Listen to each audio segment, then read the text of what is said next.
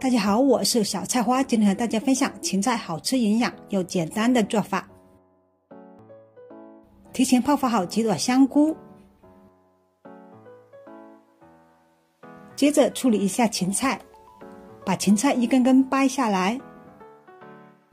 芹菜掰下来后，拿起一根芹菜，先从一头给芹菜去丝，再从另外一头把芹菜掰断，再去一次丝。这样芹菜丝去得比较干净，吃起来口感会比较好。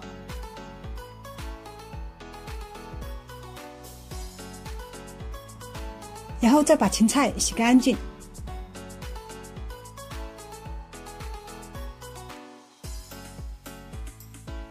芹菜的叶子不要扔。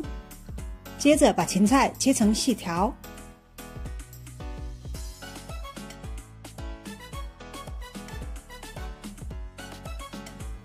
再把芹菜切成芹菜丁，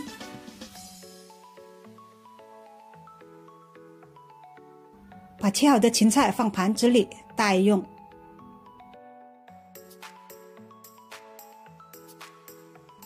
再把泡发的香菇挤干水分，切成丝，然后把香菇丝再切成香菇丁，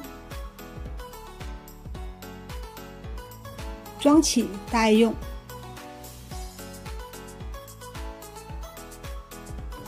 多些肉末，再拍一小块姜，把姜切成姜末，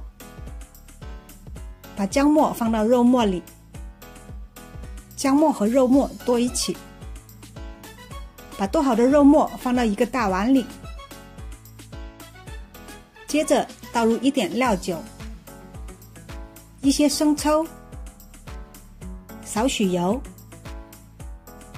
一点淀粉，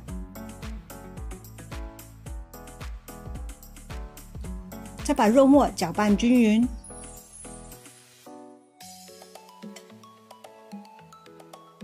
肉末搅拌均匀后，把芹菜倒进来，紧接着放少少盐，注意盐不要放多了，把它们拌匀。香菇丁一定要最后放，香菇比较吃盐，把它们搅拌均匀。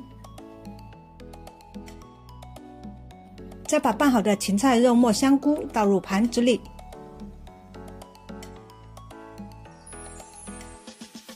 用勺子把芹菜、肉末、香菇丁压成一个圆形的饼状，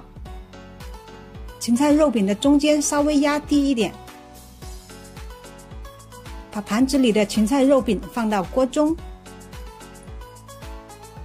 紧接着在芹菜肉饼中间打入一个鸡蛋，在鸡蛋上撒上几粒盐，盖上锅盖，水开后蒸15分钟。15分钟后蒸好了，这样做出来的芹菜肉饼不上火，孩子也特别爱吃。出锅前撒上些葱花，再淋上一点香油，今天好吃不上火、营养又美味的芹菜肉饼就做好了。喜欢我的视频，欢迎分享、点赞、关注。